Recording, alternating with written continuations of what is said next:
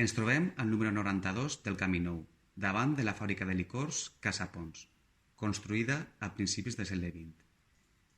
Dins del sector agroalimentari trobem 9 indústries dedicades a la producció de licors.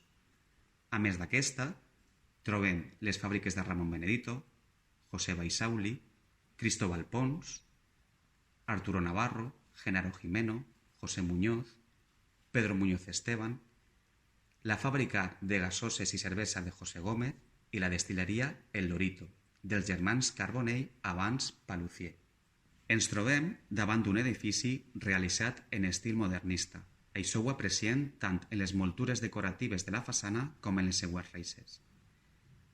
Molts dels jovens dels anys 80 i 90 que hi siguen de marxa recordaran que en aquesta antiga licoreria es trobava la discoteca Digital i posteriorment Tabú.